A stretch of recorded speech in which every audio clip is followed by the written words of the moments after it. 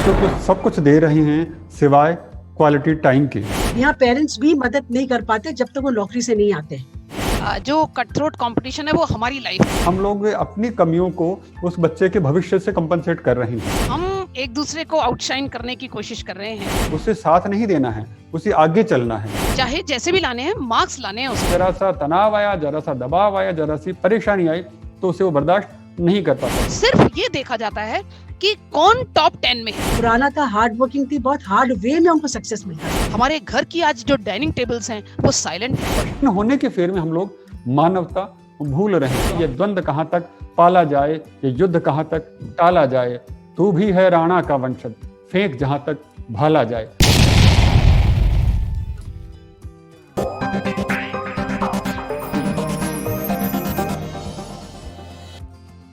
नमस्कार, आप देख रहे हैं क्रेडेंट टीवी और मैं सुनील नारनोलिया शिक्षा सरोकार सीजन 2 का एक नया अंक लेकर फिर से आपके सामने हाजिर हूं।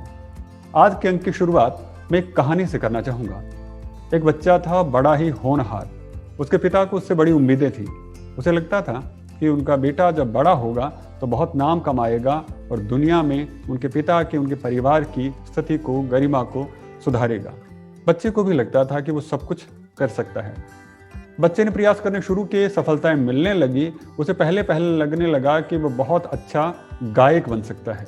उसने गायकी में हाथ आजमाया और साल, 2 साल, 4 साल मेहनत की, लेकिन वो जो सफलता जो उसने अपने दिमाग में सोची थी वैसे सफलता उसको नहीं मिल पाई।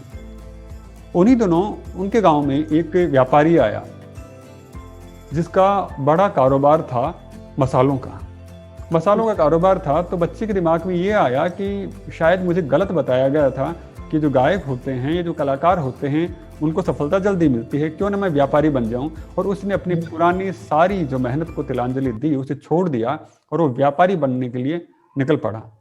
व्यापार मसालों का था, उसको सीखने में भी उससे थोड़ा सा वक्त लग गया, लेकिन साल, 2 साल, 4 साल रहे, फिर उसकी वही हालत कि सफलता मुझे तो अब भी नहीं मिल रही। ऐसे ही खेलते खेलते एक दिन गांव में एक मेला लगा और मेले में उसने क्या देखा कि खिलाड़ियों की बड़ी प्रशंसा हो रही है, बड़ी बड़ी इनामें मिल रही हैं, वाहवाही हो रही है, लोग भीड़ जुट रही है। तो उसे लगा कि शायद वो गलत रास्ते पर था और सही तरीका जिंदगी जीने का, यश और नाम कमाने का और पैसा आजमाने का जो सही तरीका है वो तो एक खिलाड़ी बनना ही है।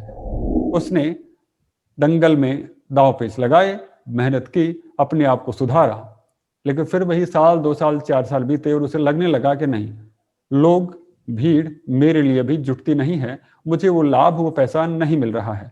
उसका दिमाग फिर से भ्रमित हुआ।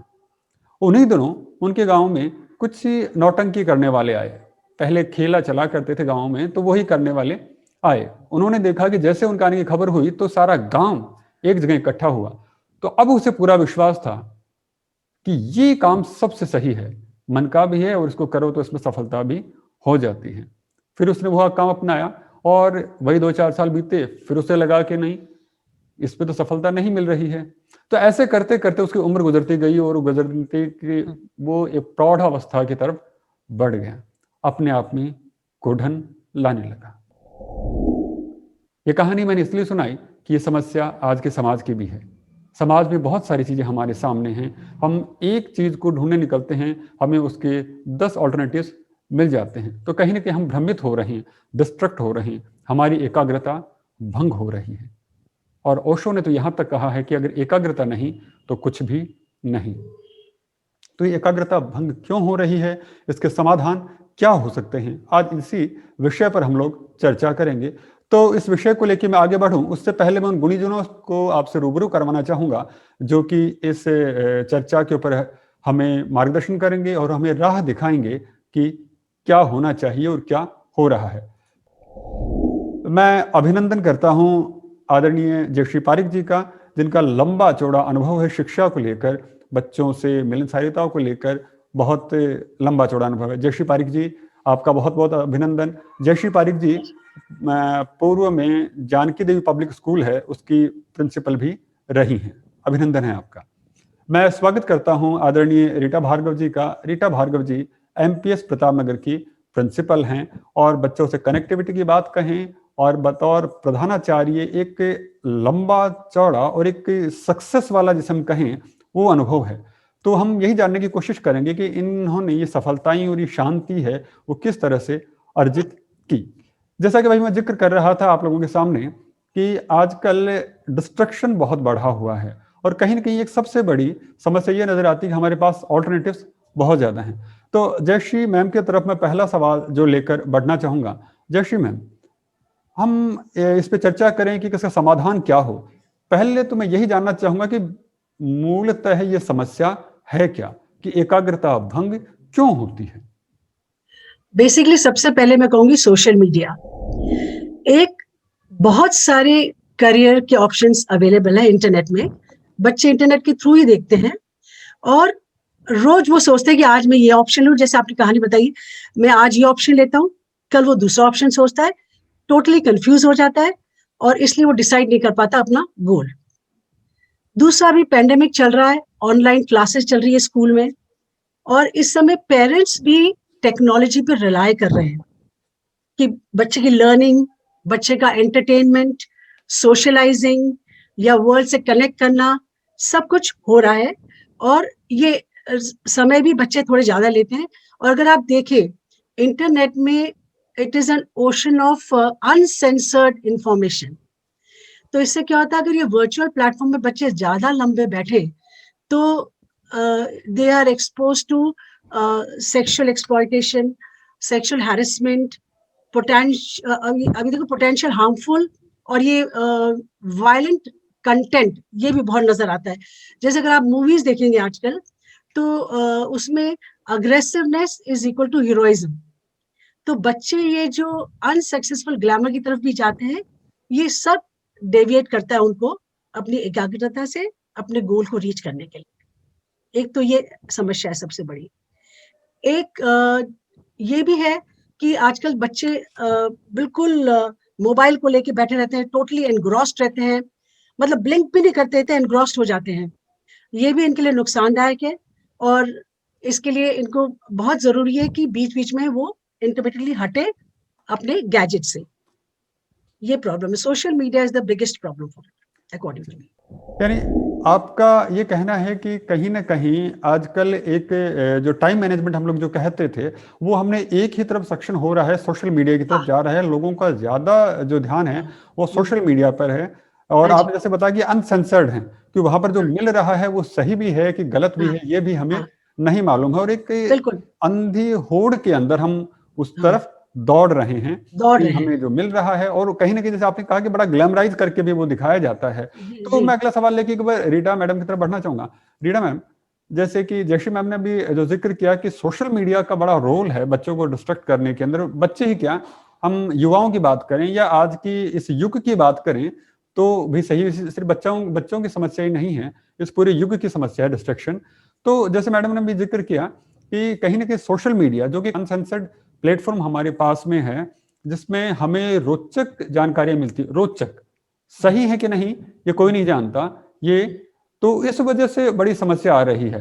तो कहीं ना कहीं टाइम मैनेजमेंट नहीं हो रहा है, बच्चों को लगता है कि लुभावनी चीज है तो उसी तरफ ही लगे रहें। तो आपको क्या लगता है कि जो टाइम मैनेजमेंट जो आजकल जो बिगड़ता जा रहा है उसका कितना रोल है इस मामले के अंदर? देखिए, ग्लोबलाइजेशन तो है ही है, where the world is a global village and children are getting a lot of exposure.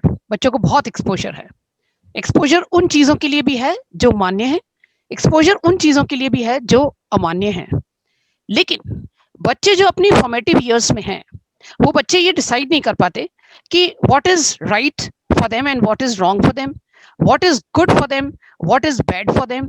And somewhere हम एल्डर्स, पेरेंट्स, हमारा एजुकेशन सिस्टम, हम सबको सब कहीं ना कहीं इस बात पर गौर करना होगा, ध्यान देना होगा कि हमारे बच्चे जो ये अननेसेसरी डाइवर्जन उनकी लाइफ में आ रहा है, चाहे वो करियर को लेकर है, चाहे वो पढ़ाई को लेकर है, चाहे वो सब्जेक्ट के सिलेक्शन को लेकर है, बहुत सारी चीजें हैं जहाँ बच्चे डाइवर्टेड फील करते हैं। तो ये इसके लिए हमें अपने दायित्व को भी बहुत अच्छे से निभाना होगा। मैं सबसे पहले तो जो हमारे पेरेंट्स हैं उनसे ये कहना चाहूंगी कि बच्चों की जो काबिलियत है, बच्चों का जो इंटरेस्ट है, एप्टीट्यूड है, उसको वो राइट समय पर जो है मेजर करके और स्कूल के साथ में मिल करके अपने बच्चों के लिए कोई गोल डिसाइड करें, जहां पर कि बच्चे एक डायरेक्शन में जाकर के चीजों का चुनाव कर सकें और वो चुनाव कर सकें जिसके लिए वो वाकई बने हैं। इस समय बच्चे दूसरों की देखा देखी कुछ चीजों का चुनाव कर रहे हैं, जहां वो जाकर के अंत में असफल हो जाते हैं और उस समय वो जीवन के उस मोड़ पर होते हैं जहां वो ज्यादा चॉइसेस लेने की स्थिति में नहीं होते हैं, और फिर जो करियर होता है उनका वो संवरने की बजाय बिगड़ जाता है। मैं टीचर्स से भी जो हमारे गुरुजन हैं उनसे भी ये कहना चाहूंगी कि हम लोगों को भी अपना जो दायित्व है बच्चों के जो फॉर्मेटिव ईयर्स में उनके प्रति, हमें वो भी बहुत ध्यान से निभाना होगा कि हम बच्चों को उनकी खूबियों से रूबरू करा सकें, उनकी जो कमियां हैं उनको हम किसी तरह से तराश सकें, जिससे अगर बच्चा कुछ ऐसा करना चाहता है जिसके लिए उसको अपने अंदर रिफाइनमेंट की जरूरत है, तो वो रिफाइनमेंट भी उसके अंदर आ सके।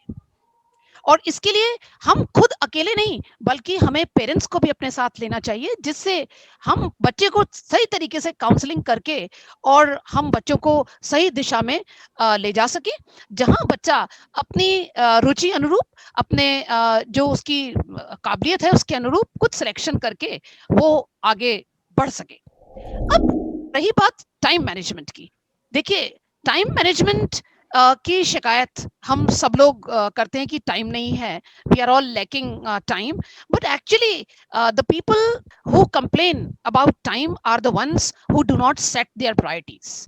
टाइम मैनेजमेंट की शिकायत वो करते हैं जो अपनी प्रायोरिटीज को सेट नहीं कर पाते हैं।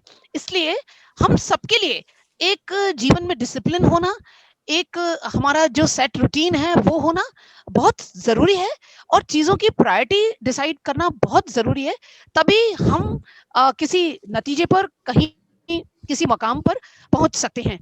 हमारे बच्चों के लिए ये जरूरी है कि उनका जो करियर के जो ईयर्स हैं वो, उन करियर ईयर्स में बच्चे अपने सबसे पहले तो जिस सब्जेक्ट में उनको रुचि है वो समझें, उसके बाद उस सब्जेक्ट में वो आगे क्या कर सकते हैं ये उनको समझाया जाए, फिर उस सब्जेक्ट में आगे उनके लिए क्या क्या ऑप्शंस हैं ये उन्हें बताया जाए, तो आई थिंक कुछ हद तक हम इस चीज को कंट्रोल कर पाएंगे।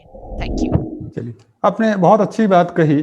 कहीं न कहीं जो एक पूरे समाज के जो ढांचा है जो आजकल का, कि हम बच्चों को सब कुछ दे रहे हैं सिवाय क्वालिटी टाइम के। हम लोग कहीं न कहीं भरपाई कर लेते हैं कि मैं अभी समय नहीं दे पाया हूँ, मैं तेरी तकलीफ नहीं सुन पाया हूँ, तो इसके अगेंस्ट मैं आपको चॉकलेट दे सकता हूँ, या फिर ये मोटर बाइक दे सकता हूँ, या कपड़े दे सकता हूँ। तो कहीं न कहीं हम लोग जो कंपनसेट कर रहे हैं, तो कंपनसेट हम लोग अपनी कमियों को उस बच्चे के भविष्य से कंपनसेट कर रहे हैं। ये बिल्कुल दुरुस्त फरमाया आपने कि हम जो बड़े हैं उन्हें भी अपनी जिम्मेदारियां समझनी पड़ेंगी, और आगे बढ़ते हुए बच्चों को गाइडेंस भी देनी पड़ेगी कि उनके लिए क्या सही है और क्या गलत है। हमें और उन्हें स्वतंत्र भी छोड़ना पड़ेगा कि आप जो निर्णय ले रहे हो अगर वो गलत हो जाएंगे तो हम आपके साथ में हैं। मैं अगला सवाल है कि एक बार फिर से जयश्री मैम की तरफ मुखातिब होना चाहूंगा। जयश्री मैम, रीटा मैम ने बड़ा खूबसूरत सा जो क्वालिटी टाइम का जो सवाल उठाया है, उसके पीछे मुझे एक जो समस्या आजकल जो नजर आती है वो कट थ्रोट कंपटीशन की भी आ रही है। सब लोगों को लगा रहता है कि अब समाज मुझे ये हासिल करना है, मुझे वो हासिल करना है, इस तरह के माहौल सा बना हो रहा है। और इसमें हमने न्यूक्लियर फैमिलियां आजकल बहुत ज्यादा आ गई हैं। तो आपको क्या लगता है कि जो न्यूक्लियर फैमिली का जो सिस्टम आया है, क्या ये भी इस डिस्ट्रक्शन के अंदर कोई रोल निभा रहा है? न्यूक्लियर फैमिली ये नहीं कह सकते कि वो उसके कारण हो रहा है, क्योंकि पेरेंट्स भी बड़े आजकल बच्चे बड़े कम होते हैं, बड़ा बच्चों का ख्याल रखते हैं, and there is a mutual support of the parents and the teachers.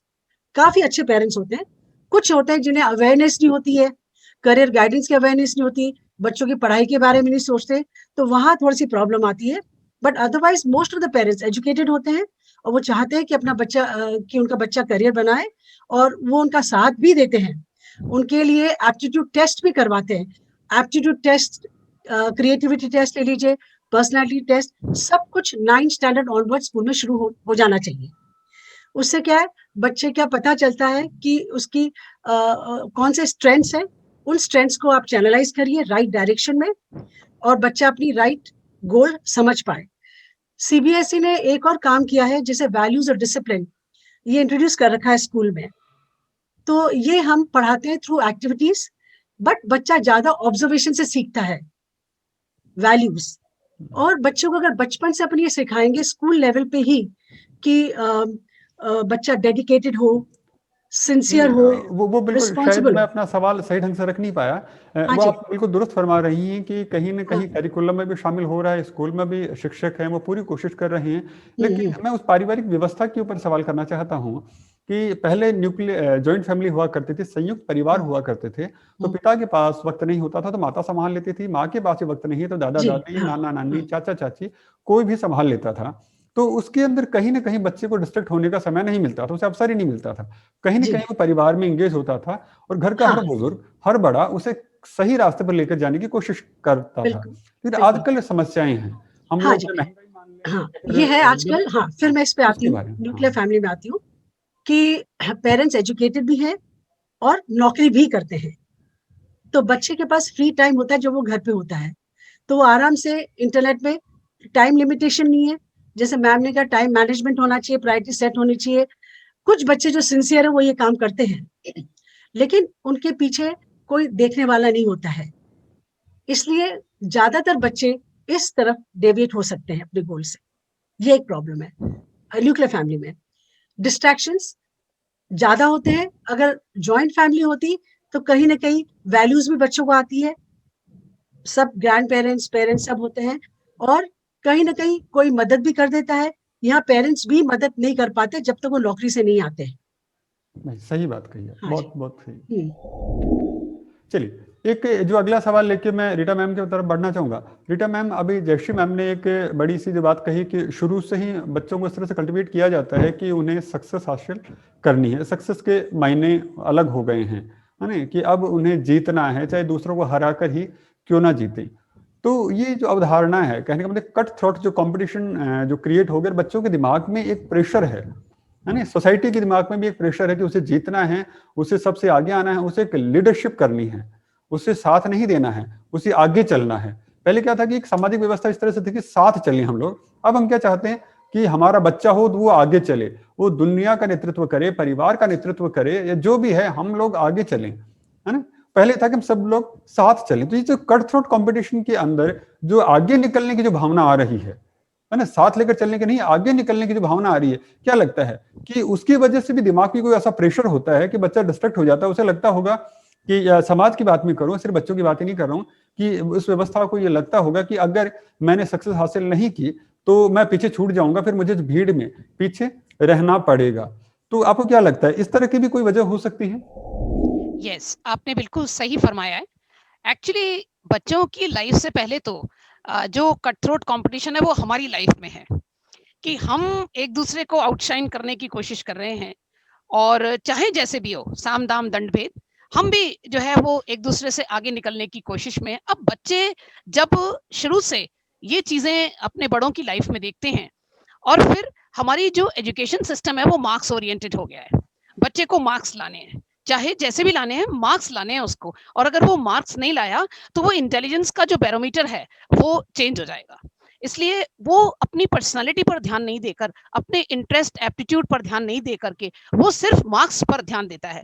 और जैसा कि एक चलन और चला हुआ है कि बच्चे को बहुत छोटी सी उम्र से, I mean talk about class 5 का बच्चा भी कोचिंग सेंटर जाने लगता है, और वहां सिर्फ ये देखा जाता है कि कौन टॉप 10 में है, और उन बहुत बड़ी बात टॉप 10 है। को जो है वो दुनिया से सेक्लूड करके, और उसके बाद में उनको कंपटीशन में आगे जो है वो बढ़ाया जाता है। अब देखिए, वो बच्चे जब आइसोलेट हो गए, जब सेक्लूड हो गए, और पेरेंट ने उनके ऊपर एक प्रेशर और डाला कि बेटा, हमने अपनी जिंदगी पूरी तुम पर लगा दी है, और अब तुम्हारी सक्सेस ही हमारी सक्सेस है, and all that, all those things that they attach with their children. और अपने भी जो अनफिनिश्ड ड्रीम्स हैं, अनरियलाइज्ड ड्रीम्स हैं, जो पेरेंट्स अपने बच्चों के माध्यम से पूरा करना चाहते हैं, ये भी एक बच्चों के लिए बहुत बड़ा जो है वो दबाव का कारण बना हुआ है। इसके साथ ही साथ एक कंपैरिजन जो है वो भी हम लोगों ने शुरू कर दिया है।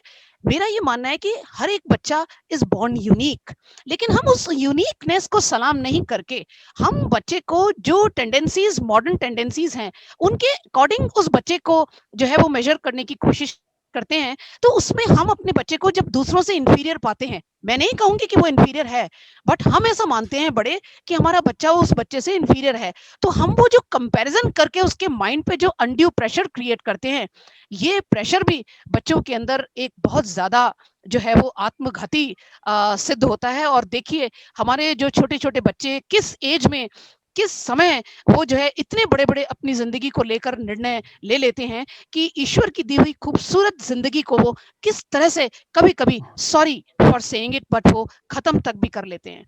तो हमारे बच्चे जो ईश्वर की दी हुई बहुत खूबसूरत चीज है हमारे पास में, हमें उन्हें क्वालिटी टाइम देना चाहिए और अपने बच्चों के साथ में जितना समय हम स्पेंड कर सकें as teachers, as elders, as tutors, हमें करना चाहिए कि बच्चा बोले। हमारे घर की आज जो डाइनिंग टेबल्स हैं वो साइलेंट हैं, देयर इज नो डायलॉग, हर एक व्यक्ति अपने अपने कमरे में कन्फाइंड है। अब ऐसे में बच्चा टीवी नहीं देखेगा तो क्या करेगा, ऐसे में बच्चा अपना मोबाइल नहीं चलाएगा तो क्या करेगा, अगर उसके पास में कोई बात करने के लिए ही नहीं है तो। कजिन्स हमारे पास है नहीं, रियल सिस्टर्स ब्रदर्स है नहीं हमारे पास में, पेरेंट्स को टाइम नहीं है because of this materialistic world and the glitter of this world. तो बच्चे इस समय खो गए हैं, उनका बचपन कहीं खो गया है। हम सभी को एक शुरुआत करनी होगी जहां से हम उनके इस बचपन को लौटा सकें और उनको फूलों की तरह खिलने का एक मौका दे सकें। Thank you. बहुत सुंदर, बहुत ही अच्छी बात कही। मैं इस बात के लिए तो बहुत ही अप्रिशिएट करना चाहूँगा कि आपने एक मर्म कह दिया है कि अगर हम इस युग की इस व्यवस्था को सुधारना चाहते हैं और हम लोग नहीं चाहते कि हम गोले में ढलान की तरफ बढ़ें, तो ज़रूरी हो जाता है कि क्वालिटी टाइम दें और हम मनुष्य बने, मकान ना बने। अब आप बड़ी बात कही कि हमारी जो डाइनिंग टेबल हैं वो सुन्न हो गई हैं, सुनी हो गई हैं, वहाँ पर अब डिस्कशन नहीं है, वहां पर कोई वार्तालाप नहीं है, संवाद नहीं है। तो ये संवादहीनता की जो बात आ रही है, कहीं ना कहीं उसी ने ही ये आत्मघाती जो कदम है वो हमारी तरफ लेकर आ रही है। और कहीं के जो सेंस ऑफ आइसोलेशन जो क्रिएट हो रहा है उसमें ये संवादहीनता ही बड़ी दोषी है। एक जो जहन में मेरे जो सवाल आता है वो आजकल के लाइफस्टाइल को लेकर भी आता है कि पहले जो जमाना था बड़ा हार्ड वर्किंग वाला जमाना हुआ करता था, जरा जरा से काम के लिए बहुत ज्यादा उसे मेहनत करनी पड़े, हमें बहुत ज्यादा मेहनत करनी पड़ती थी। आजकल उतना ही काम शायद हो सकता है कि माउस के 2-4 क्लिक से या 2-4 बटन दबाने से हो जाता है। तो मैं ये सवाल लेके जयश्री मैम की तरफ बढ़ना चाहूंगा। जयश्री मैम, आपको क्या लगता है कि वर्तमान युग के अंदर, जीवन के अंदर जितनी आराम की जो आदतें आई हैं हमारे अंदर, क्या उससे भी कुछ डिस्ट्रक्शन है दिमाग के अंदर? क्योंकि अब उससे लगता है बच्चे को कि अगर मेरे जीवन में आराम नहीं है तो सब खराब है। अब उसके जीवन में जरा सी, जैसे अभी रीटा मैम ने बड़ी अच्छी सी बात कही कि जरा सा प्रेशर आता है और फिर वो आत्मघाती निर्णय भी ले लेते हैं। तो ये कहीं ना कहीं उस आराम के नेचर की वजह से तो है कि वो जरा सा तनाव आया, जरा सा दबाव आया, जरा सी परेशानी आई तो उसे वो बर्दाश्त नहीं कर पाता। और इसकी वजह क्या है कि हम लोगों ने उसे बहुत आरामदायक जिंदगी दे रखी है, संघर्ष हटा दिए जीवन से, कम कर दिए हैं। तो आपको क्या लगता है ये जो आरामदायक जीवन शैली है ये भी बच्चों को डिस्ट्रैक्ट करती है, कमजोर बनाती है? बिल्कुल बिल्कुल, ये कमजोर बनाती है। आजकल तो पेरेंट्स ने सब कुछ प्लेटर पे दे रखा है उनको, आराम से नहीं हम सब कुछ देते। पहले ऐसा नहीं होता था, पहले हर पेरेंट हार्ड वर्किंग होता था। और अभी अभी तो आप देखिए सब, इवन आप सर्वेंट हेल्पर को भी बुलाते हैं तो मोबाइल से सारा काम बता देते हैं। बिल्कुल मोबाइल से, हर काम मोबाइल से, गैजेट से हो जाता है।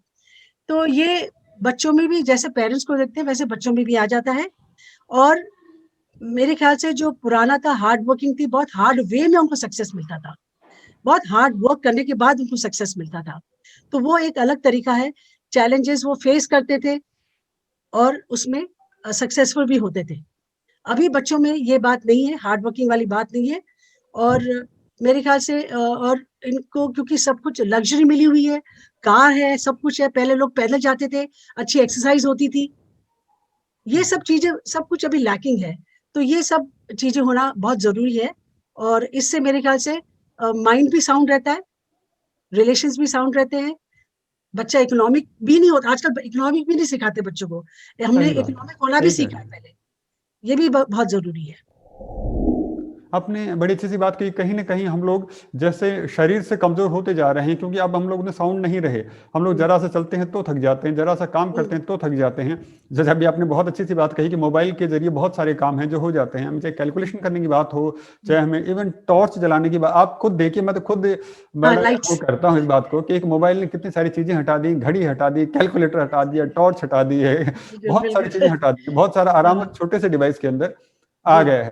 तो इसी तरह के इलेक्ट्रॉनिक डिवाइसेज जो हमारी जिंदगी में आसपास आते जा रहे हैं, कहीं ना कहीं वो हमारे को अंदर से, भीतर से कमजोर करते जा रहे हैं, क्योंकि इंसान को आराम की आदत तो लगती जा रही है। मैं रीटा मैम की तरफ एक आखिरी ही सवाल, शायद मुझे लगता है समय इतना ही बचेगा, ये सवाल लेकर बढ़ना चाहूंगा। रीटा मैम, अभी हमारे सामने बड़ी जयश्री मैम ने बड़ा अच्छे से खुलासा किया उस बात का कि आराम की जो तरबियत है, जो बच्चों में या आज की जनरेशन में जो आ रही कि हर चीज आराम से हो जाए तो ठीक है, परेशान होते हैं, फिर दिमाग में तनाव आता है, डिस्ट्रक्शन आ जाता है कि मुझे तो ऐसा नहीं होना चाहिए, वरना मैं तो ये दूसरा निर्णय भी ले सकता हूं। तो आपको क्या लगता है कि हम लोग जो आजकल प्रकृति से बड़े कटे कटे रहते हैं, हम लोग चाहे विद्यालय व्यवस्था की बात करें, पहले गुरुकुल व्यवस्था होती थी, पेड़ों के नीचे बैठकर वो शिक्षा ली जाती थी। मैं ये तो नहीं कहूंगा कि पेड़ों के नीचे बैठकर शिक्षा ली जाए, लेकिन एक प्रकृति को लेकर अटैचमेंट हुआ करता था। आजकल प्रकृति बागों में सिमट गई है, गलियारों में सिमट गई है, गमलों में सिमट गई है। पहले प्रकृति से जुड़ाव होता था, आज हम छोटी छोटी चीजों को बड़ा सिखाया जाता था, ये पानी का ये महत्व है, तुलसी का ये महत्व है, पीपल का ये महत्व है, बड़ का ये महत्व है। हम इसी तरह ढेरों बातें होती थी, खाने पीने का है, पशुओं का है, उनका ये महत्व है। आजकल वो सब चीजें कहीं ना कहीं हटती जा रही, क्योंकि हम लोग सब कमर्शियल होते जा रहे हैं, मशीन होते जा रहे हैं, और मशीन होने के फेर में हम लोग मानवता भूल रहे हैं। तो आपको क्या लगता है, हम लोग जो प्रकृति से जो अलग हो रहे हैं, डिस्ट्रैक्ट हो रहे हैं, तो क्या उसकी वजह से भी कोई डिस्ट्रक्शन हमारे अंदर आ रहा है? देखिए, कुछ तो चीज ये है कि things are not available to us. जैसे मैं बात करूं कि बच्चों के लिए खेलने को मैदान, बच्चों के लिए पार्क, बच्चों के लिए जो प्रकृति से जुड़ी हुई और भी चीजें थी, जिन चीजों का आनंद हमने अपने बचपन में लिया है, बिल्कुल सही, वो चीजें आज बच्चों के लिए अवेलेबल भी नहीं है, क्योंकि जो कंक्रीट के जंगल हैं बढ़ते चले जा रहे हैं और वास्तविक जंगल खत्म होते चले जा रहे हैं। सही कही, इसका एक कारण डेवलपमेंट भी है, जो आज की जरूरत भी है। लेकिन प्रकृति के नजदीक जहां तक जाने की बात है, तो मैं आपको ये कहना चाहूंगी कि हम लोग जितने भी स्कूल्स में लोग हैं, हम लोग बच्चों को ये सब चीजें जो बच्चों के दिमाग से विस्मृत हो चली हैं, ये सब चीजें हम अपने स्कूल के लेवल पर बहुत अच्छे से कर रहे हैं। कुछ चीजें जैसे बच्चों के लिए PHE का पीरियड, आर्ट इंटीग्रेटेड लर्निंग, जहां बच्चा अपनी रुचियों को एक जीवंत रूप दे सके। और इसके अलावा जो डेज के सेलिब्रेशन हमारे यहाँ होते हैं, समय समय पर CBSE डिफरेंट तरीके के कंपटीशन जो है वो ऑर्गेनाइज करती हैं। अभी हमने फिट इंडिया वीक जो है वो इस साल 2 बार किया है, अभी दिसंबर में भी किया है, जहां बच्चे हमसे भले ही प्रत्यक्ष रूप से जुड़े हुए नहीं हैं, पर हम लोगों ने मैसेजेस के थ्रू, वीडियोस के थ्रू, एक्टिविटीज के थ्रू उनको अपने साथ जोड़ा है, और बच्चों ने अपने वीडियोस वगैरह हमें बना करके भेजे हैं। उन चीज़ों को हमने रिकॉग्नाइज किया है, आगे हमने उन चीज़ों की जो है वो रिपोर्ट बनाई है। और जहाँ तक है प्लांटेशन को लेकर के हम लोग बहुत सीरियस हैं, और जो स्कूल में परिंदे वगैरह जो बांधने की प्रक्रिया होती है, वो सब भी जहाँ पशु पक्षियों के बच्चे थोड़ा नजदीक जा सकें, वो सब चीजें भी हम बड़ी बखूबी से अपने स्कूल्स में कर रहे हैं। और मैं ये मानती हूँ कि इसमें जो NEP 2020 जो सरकार ने 34 साल बाद में एक बार फिर जो है किया है कार्यक्रम, उससे हम लोग बच्चों के लिए जो हमारी लर्निंग प्रोसेस है उसको जॉयफुल, एनरिचिंग और एंगेजिंग बना सकेंगे। उसमें बहुत खूबसूरत जो चीजें हम लोग लेकर के आ रहे हैं, उससे बच्चा जमीन से जुड़ेगा और बच्चा अपनी रुचियों के अनुरूप आगे बढ़ेगा। और मैं समझती हूँ कि अगर उसको ठीक तरीके से हम लोग क्रियान्वयन कर पाए, तो हम लोग एक अच्छी दिशा में अपने बच्चों को ले जा सकेंगे, क्योंकि पेरेंट्स बिजी हैं, और आज की इस मटेरियलिस्टिक वर्ल्ड में जो कहते हैं कि अपने जीवन को चलाने के लिए उन दोनों को बिजी रहना पड़ता है, और दोनों करियर ओरिएंटेड हैं, दोनों बिजी हैं। तो अब इस सूरत में थोड़ा सा जो रिस्पॉन्सिबिलिटी है वो स्कूल्स की तरफ ज्यादा बड़ी है कि हम लोगों को उनकी जो लैक ऑफ टाइम है उसको हम लोग अपनी एक्टिविटीज से, हम लोग अपने इंटरफियरेंस से, हम लोग अपने एसोसिएशन से बच्चों की लाइफ में थोड़ा सा कम कर पा रहे हैं। और हम लोग जो बड़े सीरियसली अपने बच्चों की ग्रोथ और उनका होलिस्टिक डेवलपमेंट में जो इंटरेस्ट ले रहे हैं, जो रुचि दिखा रहे हैं, हम लोग उस काम को बखूबी कर भी रहे हैं। और पेरेंट्स के साथ में हमारा इंटरेक्शन बढ़ रहा है। हम लोग टाइम टाइम पर उनका जो एसोसिएशन है, उनका जो हमारे साथ इन्वॉल्वमेंट है वो हम मांगते हैं। और मैं सोचती हूँ कि हम लोग अगर सब लोग मिलकर के इस दिशा में काम करेंगे तो हम लोग अपने बच्चों को वाकई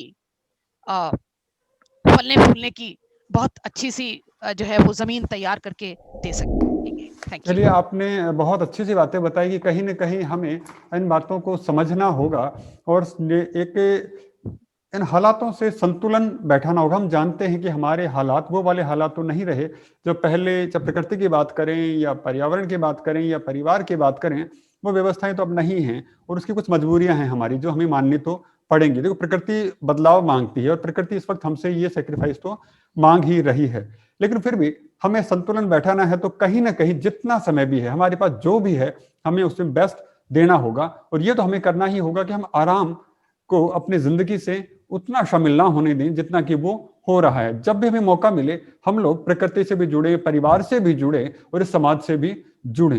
हमें दुखों को सहने की भी संबल हमारे अंदर पैदा करना चाहिए।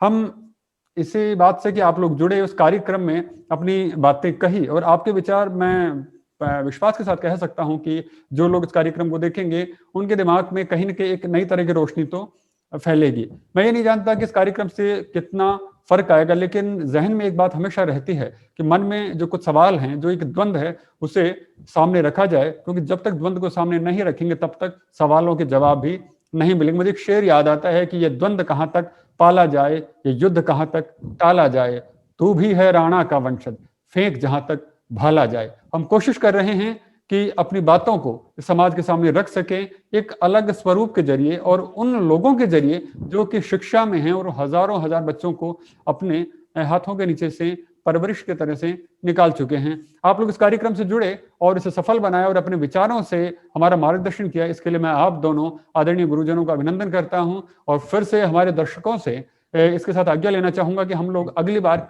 किसी अगले विषय पर कुछ नए गुरुजनों, कुछ नए शिक्षाविदों के साथ में रूबरू होंगे। तब तक के लिए धन्यवाद। Thank you.